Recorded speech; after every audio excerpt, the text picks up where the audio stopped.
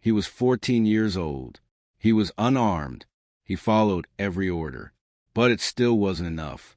In this emotionally powerful and heartbreaking true-to-life narrative, we follow the story of Elijah Thompson, a bright and respectful black teen whose life changed forever after a violent encounter with law enforcement.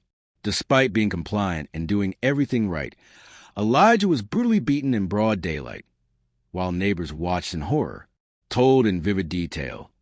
This story exposes a terrifying reality of racial profiling, police brutality, and how even innocence can't protect black youth in America. If you think you've heard stories like this before, this one will break your heart all over again. There's a point in a boy's life when he stops being seen as a child and starts being seen as a threat. For Elijah Thompson, that point came on a Tuesday afternoon in early May. The sun was high, birds loud with song, and the sidewalk simmered under the first real heat of the season. His hoodie clung to his back in sweat patches, but he refused to take it off. It was a gift from his brother, black with deep red letters that spelled legacy across the chest. In their neighborhood of Oak Ridge, legacy was more than a word. It was survival. It was pride. It was all the parts of you that didn't make it into the news when things went bad. Elijah was 14, bright-eyed, quick to smile, unless you caught him off guard. His mom, Miss Teresa, swore he was born serious. Even as a toddler, he studied the world like it owed him answers. He was on his way home from the community center, where he helped tutor third graders in reading.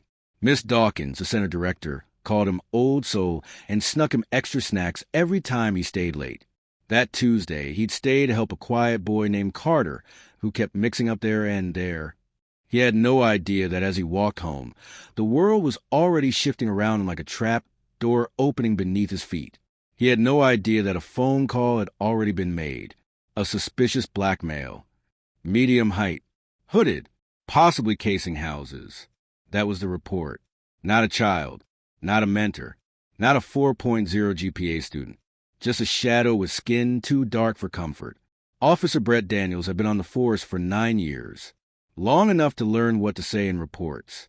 Long enough to know how to phrase brutality with bureaucratic polish. But also long enough to stop seeing people. Especially black boys. His cruiser turned the corner onto Oak Ridge Lane just as Elijah reached the intersection by Ridgemont and 8th. Daniel saw the hoodie, saw the skin, saw the legacy across the chest, and made a decision. Elijah Thompson, he would later write, matched the description. No weapon. No threat, just a boy who noticed a squad car pulling beside him. Elijah stopped walking immediately. His heart rate spiked, not because he was guilty, but because he'd had to talk. The one black parents give their sons, early, uncomfortably, and often, hands out your pockets. No sudden moves. Yes, sir. No, sir.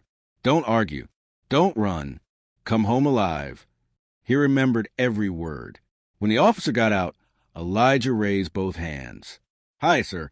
I'm just coming from the community center. I can show you my ID. Officer Daniels didn't ask for ID. He told Elijah to get on the ground. The boy blinked. I didn't do anything. The officer drew his weapon. I sat on the ground. And Elijah complied. Slowly, carefully, knees first, then palms. His chin touched concrete as if in prayer. It should have been enough. But it never is. The first hit came from behind, a knee to the back that collapsed his ribs against the sidewalk. He gasped, mouth open in disbelief. Stop resisting, the officer yelled. I'm not.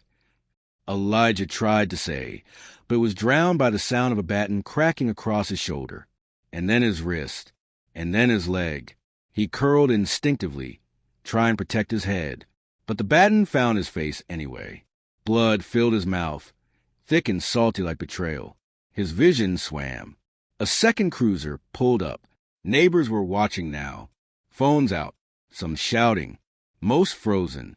Elijah's mind clung to a single thought. This can't be happening to me. When Miss Teresa got the call, she dropped the casserole she was taking out of the oven.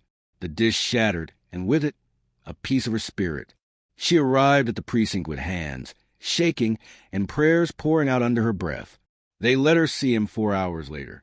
His face was swollen beyond recognition, one eye completely shut. Bruises bloomed across his ribs, his arms, his legs like poison spreading. "Why? Why'd they do that to me, Mama?" he whispered. She had no answer, only rage and a rising tide of sorrow that threatened to drown her right there. A lawyer, a lawsuit, protests, news crews, hashtags, but none of it could rewind time. None of it could undo what had been done to her son, who now flinched at every siren, every flashlight beam, every echo of "get on the ground." He didn't go back to tutoring. He barely spoke. The trauma had moved in and unpacked in the corners of his mind. The officer claimed Elijah was uncooperative, that he feared for his safety, that the boy reached for his waistband. The body cam footage, which somehow went missing, was inconclusive. They suspended him with pay. But the community? They didn't forget. Mothers held their children tighter. Fathers gave longer talks. A mural of Elijah appeared on the side of the community center weeks later, painted in bold colors with the words, he was 14, unarmed, compliant. It didn't bring justice, but it told the truth. Because the truth is this: in America, compliance doesn't always mean survival. In America, being a child doesn't guarantee safety. If your skin is the wrong colored, in America, protect and serve can sound more like punish and survive. Elijah lived, but parts of him didn't. And we must ask ourselves, what legacy are we really building when a child who does everything right still ends up broken? If this story moved you, subscribe to the channel for more real, raw, and emotionally charged narratives that reveal the hidden truths behind the headlines. We tell the stories they don't want you to hear.